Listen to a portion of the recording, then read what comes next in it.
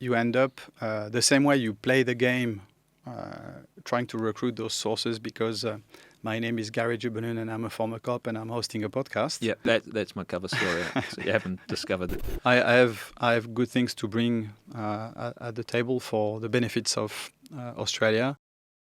Flying what we flew is...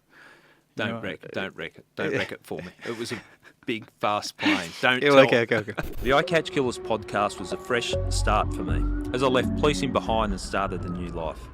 Over the years, we've laughed together, cried, and shared some powerful moments. Welcome to Eye Catch Killers. Jack Beaumont, welcome back to part 2. Thanks. Part 2 of episode 2 of We Won't Confuse People. But it's good to see you back here again. We're going to talk about a little bit more about Dark Arena, your new book.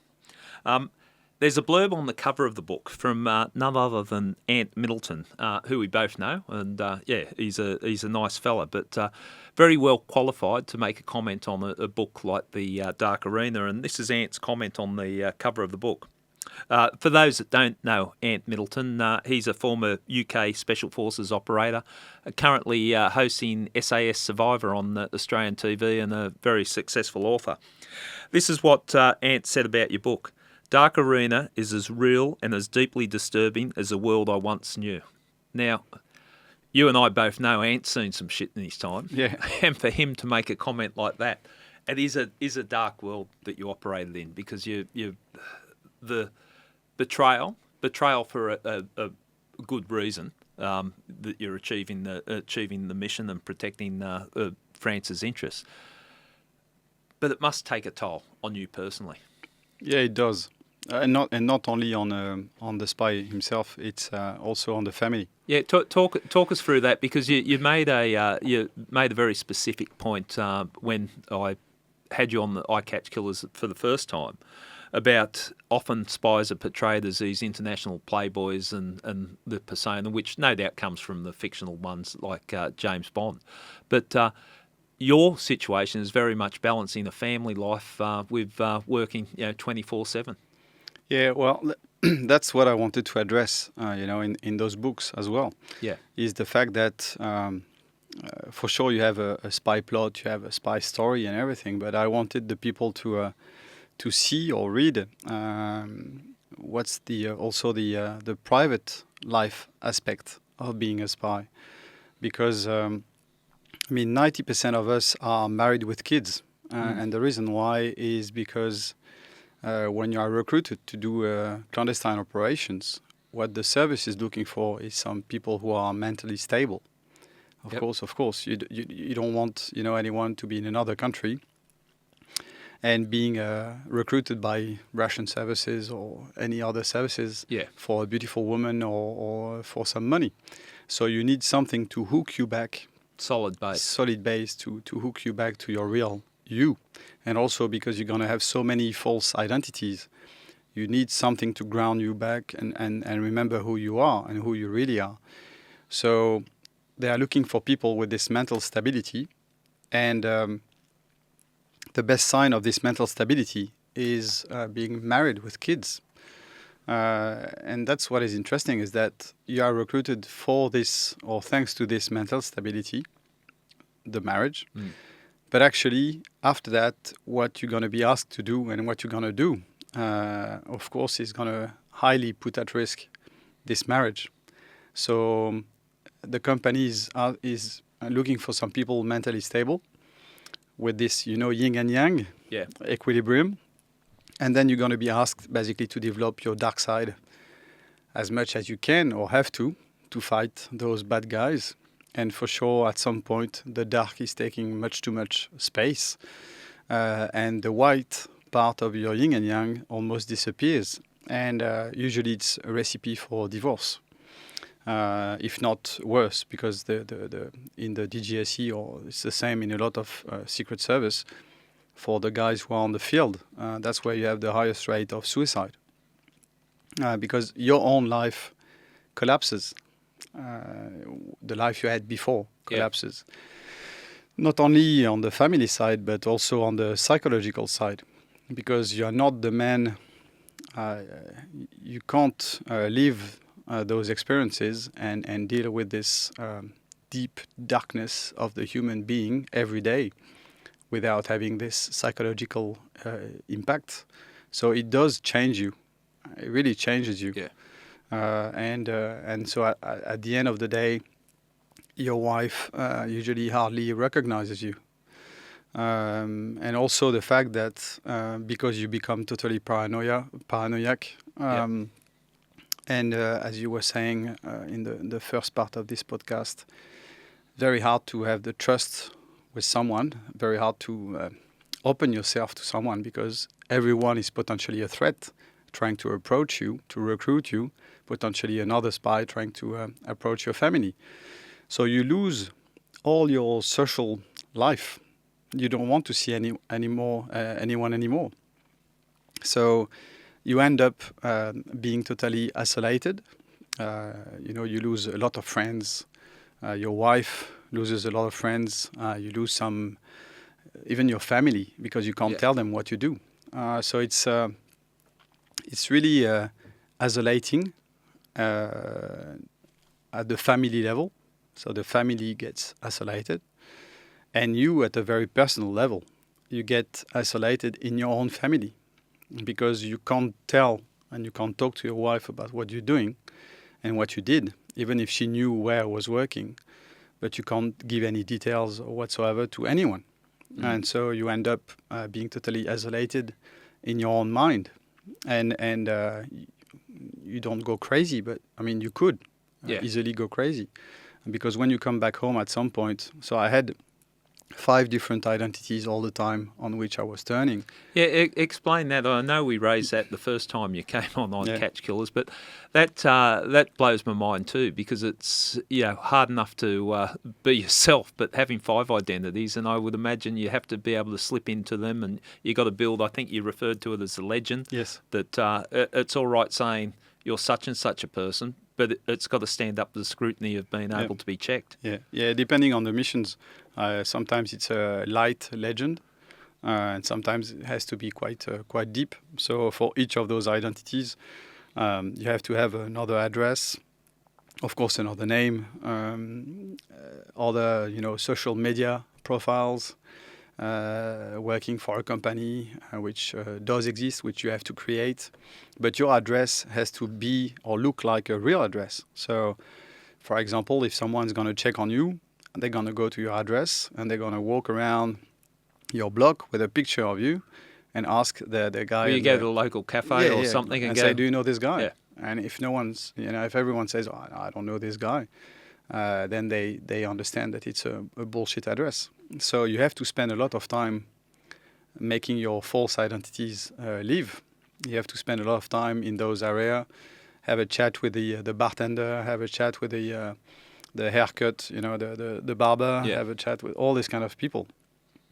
And you have to make sure that your mailbox in the building is not exploding, which shows that no one is coming. This kind of stuff. If someone gets into the flat where you're supposed to live, has to look like a flat where someone is living. Again, this is the type of, this brings me back to, I just love the attention to detail of that, and it comes out in the books. But that is the type of planning. You can't just turn up and go, "Hi, I'm John Brown," and expect that'll carry you through. Yeah, but I mean, like everyone else, especially nowadays. I mean, from the moment you give your name, everyone jump on their phone and check on on LinkedIn or Facebook or Instagram or whatever. Yep. So you have to have this history on social media, and so you end up having those 5 IDs because what I was describing to you before, those phases of environment, approach, recruitment, manipulation. You can have several. You have severals in the same time. So you have maybe 2 environment and 5 approaches and 3 recruitments and 4 manipulations in the same time. So you're juggling quite a few things. Yeah, so sometimes, every morning you wake up, you become someone else. You do what you have to do. And if and at night you come back and you have to be yourself again. But sometimes it's very hard because you come back home at night and you've been so deep into your legend, into your false identity, or that at the end of the day, your real you, your real yourself, Yeah. becomes just an additional sixth identity, and you play the same way. That's interesting. That's interesting. You're almost losing your own identity. Yeah. So by being these other people. Exactly. So you end up the same way you play the game, trying to recruit those sources because my name is Gary Jubelin and I'm a former cop and I'm hosting a podcast. Yeah.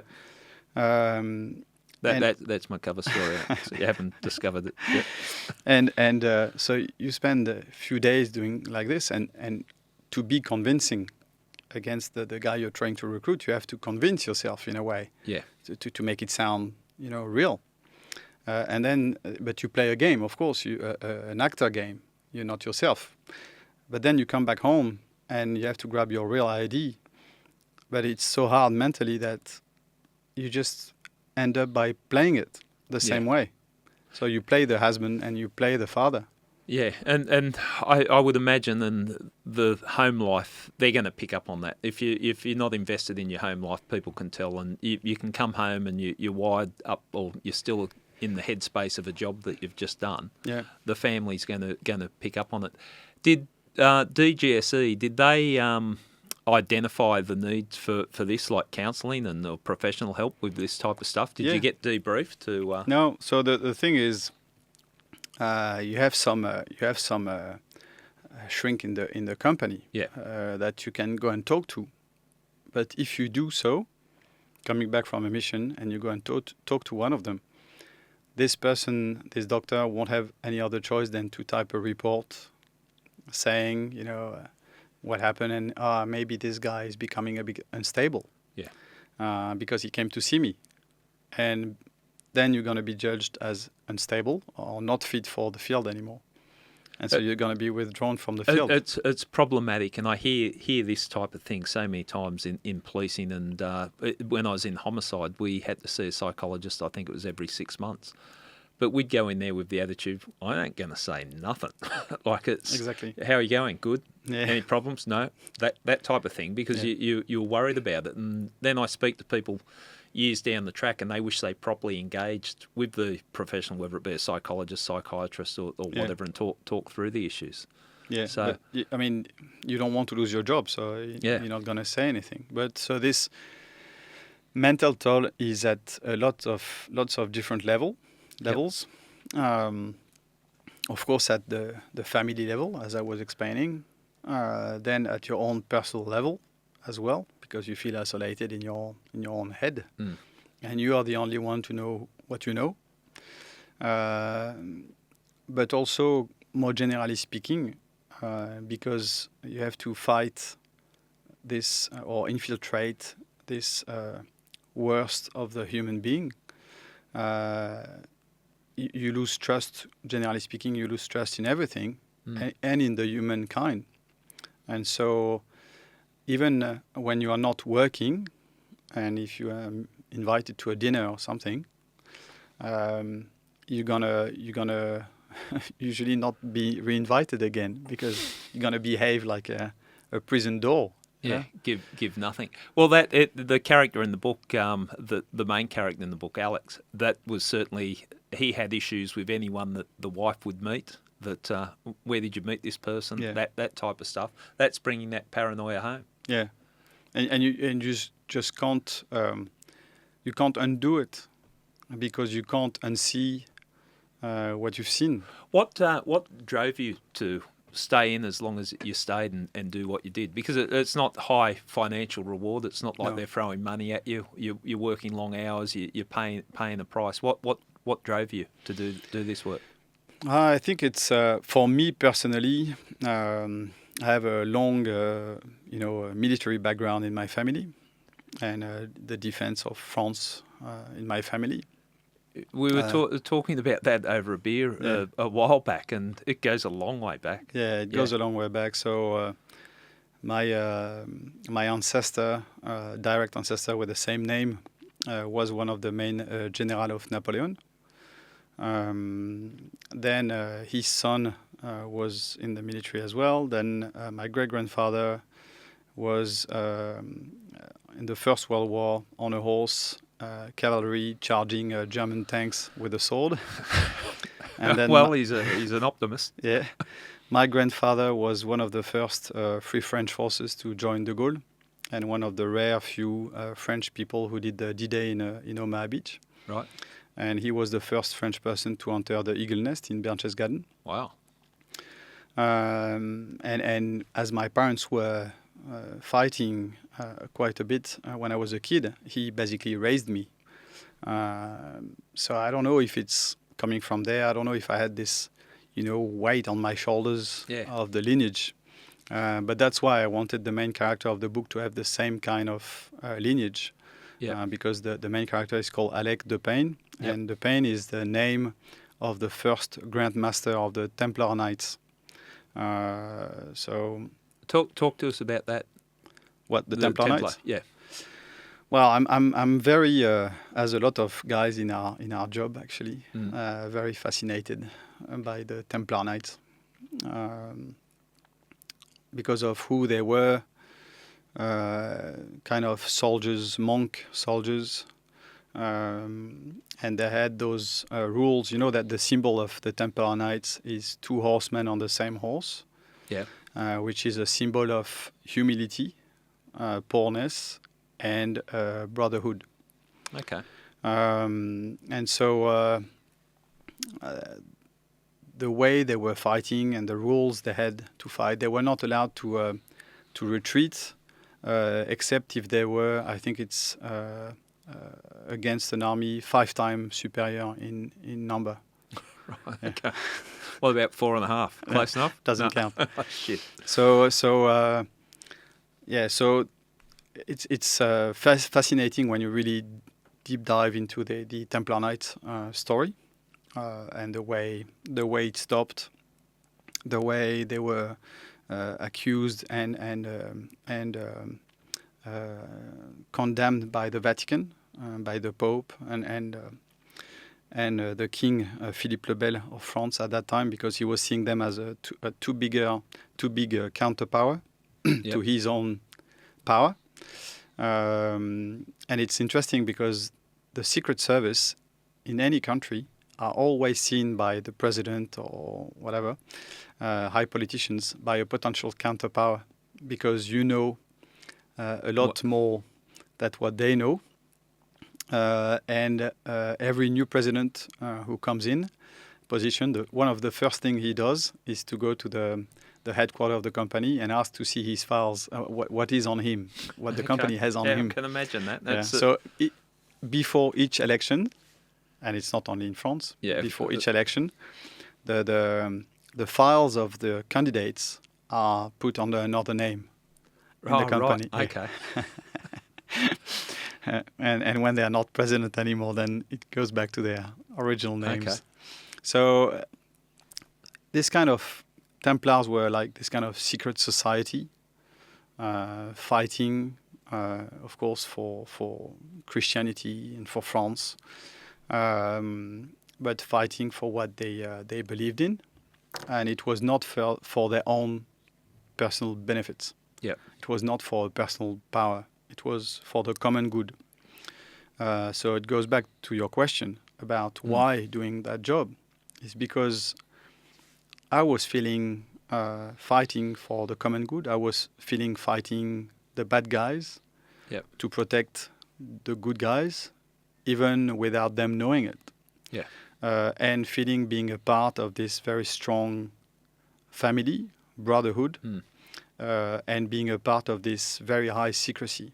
So you walk in the metro or in the bus, you take the bus, and you look at the people around you reading newspapers and everything, and you are one of the few who knows really what's going on, and what's happening behind the scenes, and this feeling is I guess the main gratitude. I mean the main positive thing you have. Well, I suppose you've got to find purpose and meaning, like the stuff that you're doing, and even if it's a betrayal of someone that you've befriended, that to get them on side. Recently speaking to Ant Middleton, that he was talking about killing, but he reconciled it, and I hope I'm delivering it right. He was saying that he reconciled in his own, or came to terms with what he was doing, because by taking violent action, he was preventing violence, killing someone to prevent them killing people, that type of thing. And I would imagine that would carry you through to a degree, that you're doing it for the right reason. It's ugly what you're doing or what you had to do, but it was for the greater good. Yeah, but it's ugly not every day. I mean, when you are cornering or recruiting a really bad person, planning some terrorist attack or this kind of stuff, you know roughly, what you, how many people you save, and that you are doing it clearly for good reasons, and it's not so ugly in the way that this person is so bad. That actually it's not like injuring someone good. Yeah. So, I mean, we all find, the excuses we want to find. Every one of us take our decisions in our lives. Try to justify every day, whether it's a divorce or whatever. We all try to justify some way or another what we're doing.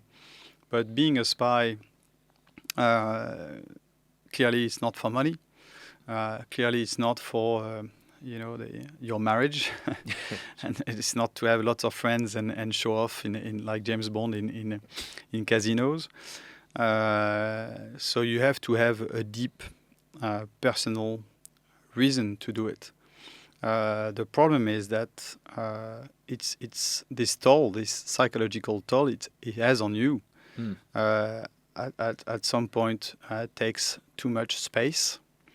And it's very insidious. It comes very slowly, and you don't realize it. Creeping up on you. Yeah, and then suddenly one day, you have a wake-up call, because things you have to do which normally would sound awful or not good, actually desensitized. Yeah, and that's where that you have to stop. Or the wake-up call can come from the wife, telling you. Which was a bit my case, saying, I don't recognize the man I married. That helped you check yourself and go, what have I become, or what am I becoming? Yeah, and you can't really recover from that. Yeah. So for me, writing the book was a cathartic process for the Frenchman. At the beginning, I wrote it without really thinking that it was going to be published. I wrote it for myself. As a novel, because as I explained in the first podcast, the purpose for me was clearly not to reveal any high-state secrets or write a book about I did this and I did that. It was really to address this family aspect and what is the real life of a spy. And so I wrote it as a novel, a fiction novel. Of course, it comes from real experiences. And I would say maybe more real feelings that I had. So I put the character in the same kind of situation, so that it generates the same feeling. Yeah. But it was not to reveal anything, and that's why I wrote it as a third-person novel as well, with different characters. So all the characters in the book actually based on real characters, so all my teammates, etc., etc. I mean, like Templar, it's his real nickname, Yeah. And I did this because it gave me a kind of a distance with the writing, like an observer point of view, which allowed me to go more deeply, actually, into the characters' feelings, which were not my feelings, in a way.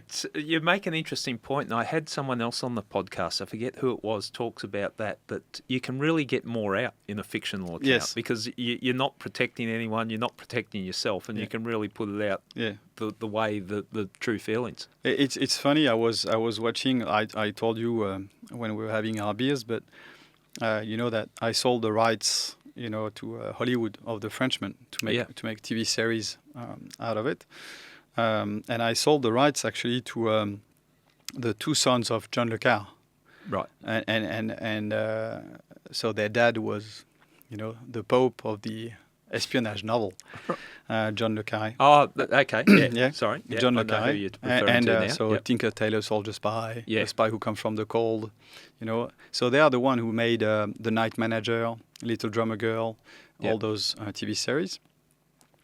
And the one who is adapting the book, my book, into a TV series is the scriptwriter is Nick Pizzolatto.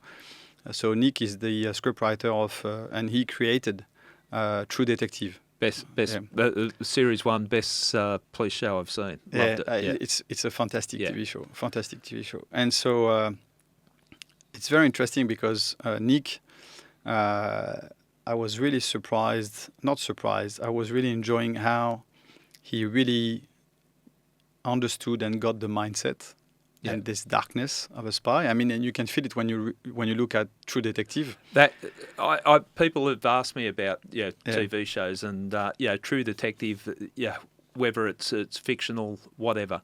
They captured some essence that you could only capture if you really understood the world. Yeah. The relationship between the two partners and exactly. the darkness. Yeah, So if when, he's grabbed that from the Frenchman, it'll be cracker.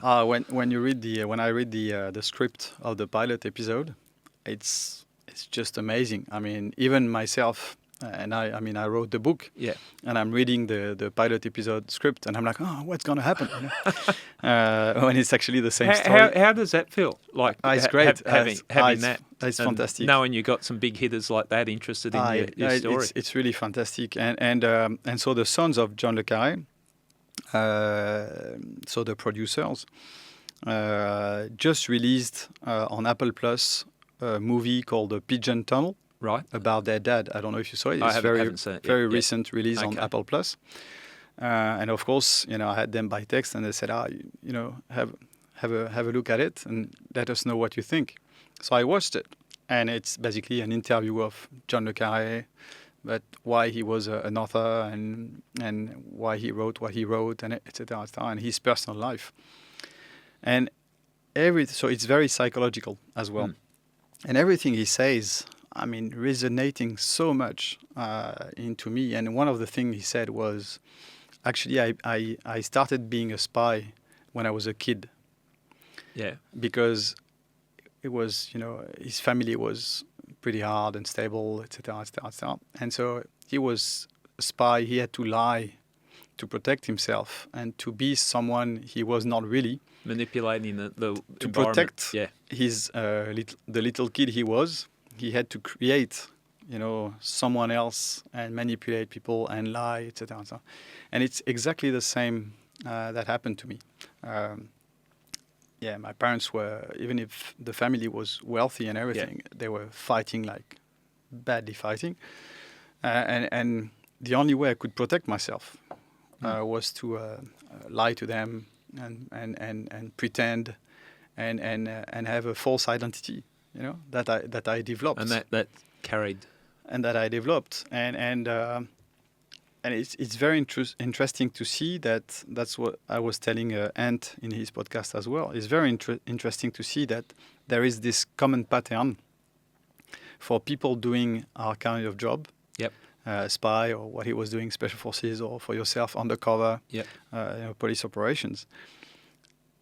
We all have specific youth where we had to, basically be by ourselves, quite independent, resilient from the young age, and create our own world. Funny you should say that, because I look at my policing career, that part of it, and my father was very strict. If I got caught doing something wrong, the consequences were severe, and that taught me so much, because I used to do a lot of wrong stuff, and so I was always dodging and planning and thinking ahead, and I quite often think where I was planning police operations or with all these moving parts, that was from my childhood. Yeah. Like this is a story I've never told on air, that I used to sneak out at 2 o'clock, 3 o'clock in the morning and go around and create trouble with some friends that were slightly older than me. I lived on the second story and I didn't know how to sneak out without my father knowing. And so I had a roll of wool sticky tape to my hair with a little rock at the end, and my friends would walk past, pull that so I could wake up, and then climb out the window. Now, when I tell people that, it seems ridiculous, but that was a way of manipulating situations. So it's funny what happens in your childhood sort of carries on into your adulthood. Yeah, absolutely. So I mean, it was for me. I think I discovered this world of secrecy. Yeah. As a kid, and so I guess my brain, from the very beginning, was creating false identities, false stories, and everything. And so for me, first being a spy was kind of natural, in a way, and I could feel that I had not the license to kill, but the license to be someone else. License that to was lie. one of my questions. I'll just cross that off. Do you actually get the license to kill? So the license to lie and the license to be many people as I wanted to be and to be who I wanted to create, in this personal own little secrecy, all the mamushkas, the Russian dolls, and being the only one who knows what the last one is. What the last one is. Okay.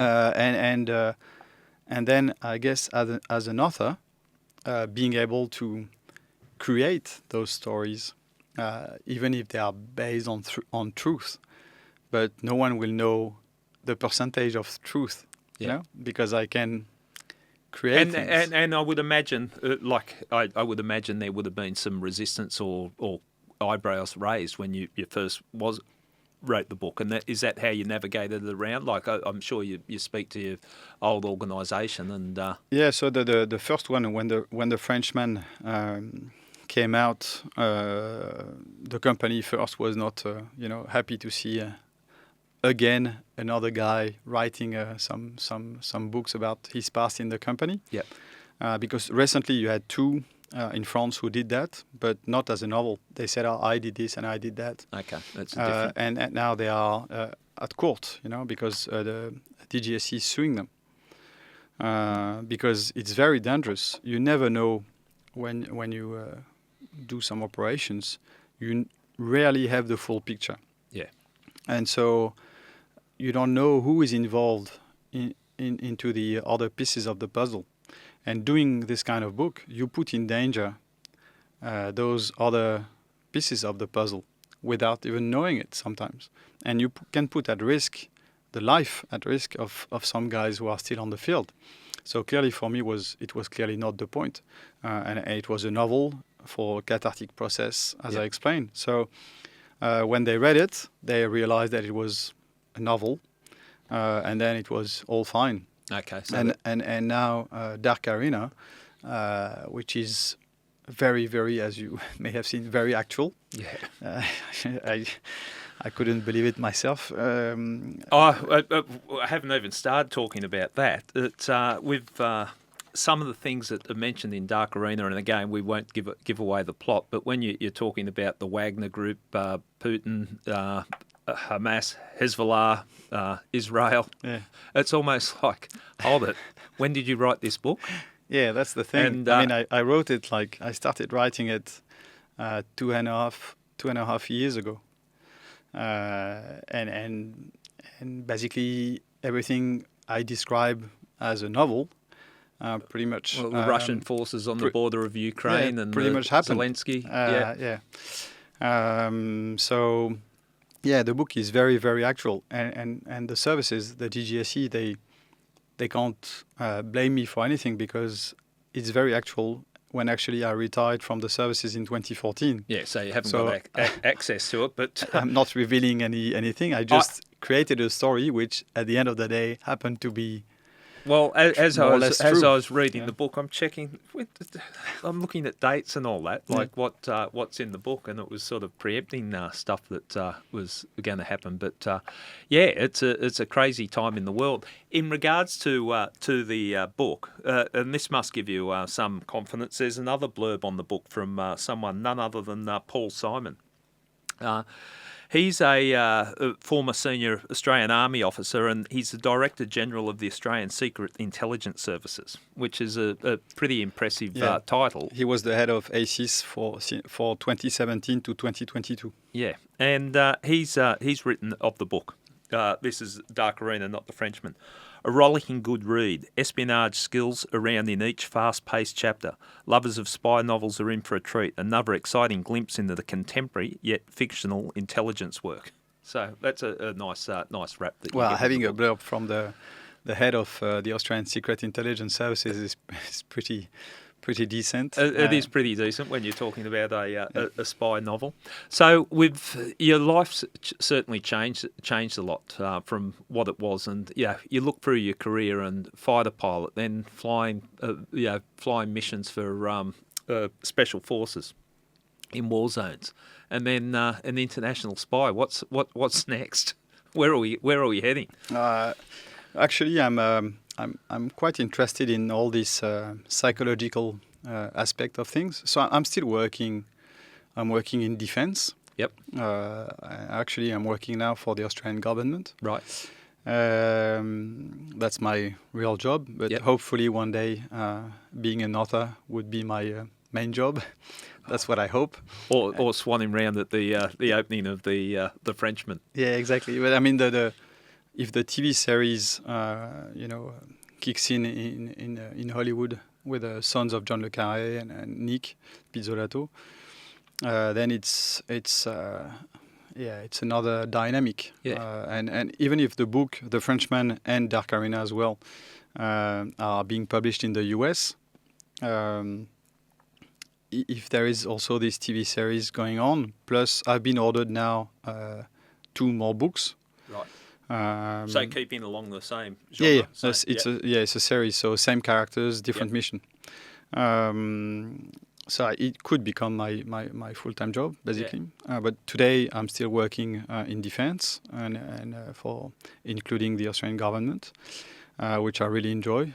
To be able to, I was adopted by Australia. I'm Australian, so. Same, going back to your question on why I was doing that job previously, being a spy. I just feel like I can help. I just feel like that my skills, my skill coming from fighter pilot or special forces or being a spy, I have good things to bring at the table for the benefits of Australia, which is the country who adopted me. Your chosen country. So I'm really happy and privileged to be able to to help with my knowledge and do what I can do to help Australia. But the next step, I guess, for me, very interested in those psychological aspects, and I was thinking going back maybe in some psychological studies. Yeah. The goal being to be able to help veterans with PTSD. Oh, that's a certainly worthwhile thing, and I know when we've had our chats, you talk about that. It's good to be able to talk to someone that's experienced the same things. Does anything rattle you? You're very calm. Do you lose your temper? Does anything rattle you, or is that just the nature of a fighter pilot, come spy, come special forces pilot? No. There are some things. Yeah. There are some things. Because bringing it back to my little plane adventure with you, there was a calmness about you. Like there was, I'll look, if I'm seeing someone, you might be a little bit out of your depth here. I'm looking and there was just a calmness about you the whole way. Is that a trait that you needed for the type of work that you did? Well, flying is it's a bit specific. It was my job for so many years. Yeah. That, flying what we flew is. Don't wreck it for me. It was a big, fast plane. Don't. Okay. But flying it became pretty natural. Yeah. So I don't need to stress too much about it. Yeah. I guess like everyone else, everyday decision in life, with your wife, your kids, the studies of your kids, and buying a house, like everyone else. You Yeah, know, the day-to-day thing that's... yeah, Yeah. because actually, I guess the reason why it does rattle me is that I can't plan it. Yeah. I can't anticipate everything. I need to plan everything. I need to anticipate everything. That's what gives me this calmness, because I know exactly where I'm going. Okay. But when it goes, unstable with it, things I can't really master Yeah. in terms of planning and anticipation. I'm not talking about mastering every situation. I'm talking about planning every kind of situation so that I know how to react. So everything is in the detail. And when when I don't have enough details to plan, Yeah. it drives me crazy. That's when you get a Yeah. little bit rattled. Yeah. Interesting. Would you recommend the life you've lived? And I think it's a pretty difficult life to say. Yeah, I want to be a fighter pilot, then I want to do this, and I want to be a spy.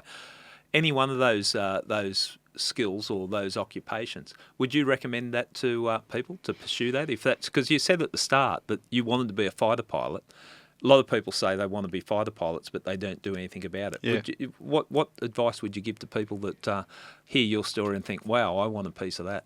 Well, fighter pilot, I guess it's the one of the most amazing jobs in the world. If you can become a fighter pilot, I mean, it's you don't feel like working. You know, every morning you go and fly the beast. Yeah. So even if it's very professional and it's not Top Gun, it's fantastic every day. Not every day, of course, but it's a fantastic job. Yeah. For the spy beat, I would say that it's really an amazing experience, an amazing human experience, but you have to be ready to pay the toll, the psychological toll of it. And I think that it can ruin your life if you're not strong enough or prepared as a kid. Yeah. To go through this. I've seen some people totally losing their mind on the field or in the company. Yeah. Going crazy. Yeah. Because it's not natural to be five different person in the same time.